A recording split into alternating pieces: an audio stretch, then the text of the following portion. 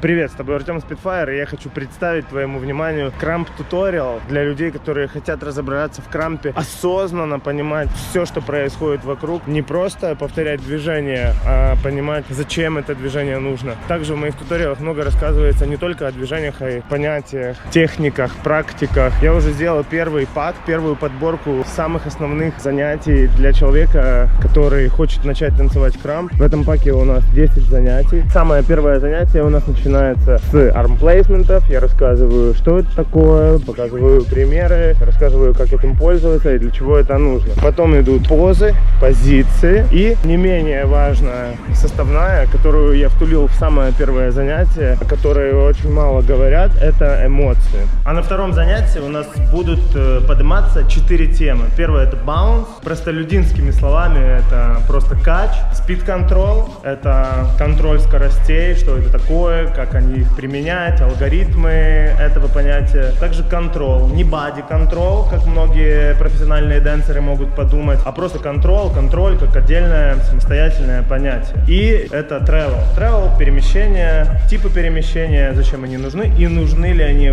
вообще и где их применять, потому что в крампе непосредственно или в целом в танцах есть разные типы дэнсов, это session, сайферы, батлы, шоу-кейсы. Соответственно, под эти понятия нужно как-то подбирать travel, то есть осознанно понимать, что и как где применять. В общем, вот такое вот второе занятие у нас.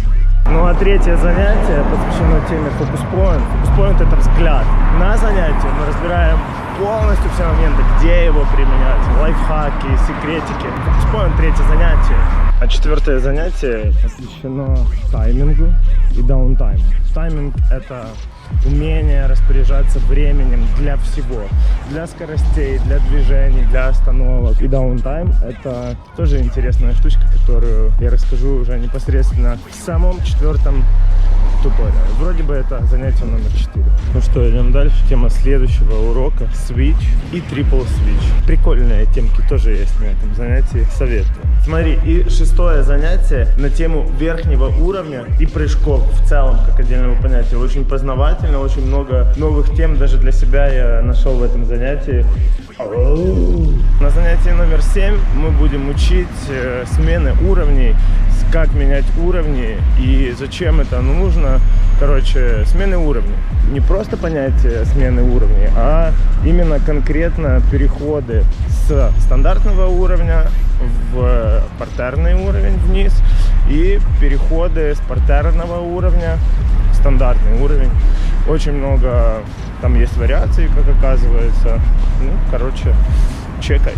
Восьмое занятие этого пака — это партер и граунд мув. Там я объясняю, в чем разница между партером и граунд-мувом и разные виды партера и граундов.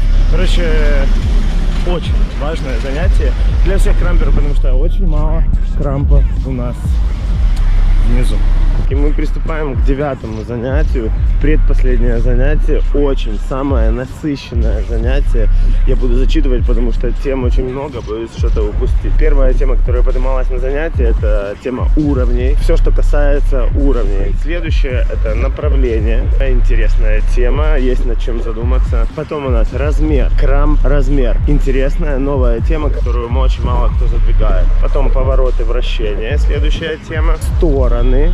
Работа со сторонами. Следующая тема — открытое, закрытое положение, что это такое. И последняя тема — это направление энергии крампа, где она может быть, куда она может идти, outside, inside, и одна секретная тема. В общем, интересное 9-е, очень сильно насыщенное занятие, которое я советую всем, потому что есть над чем задуматься и очень много разных алгоритмов, решений и идей для воплощения.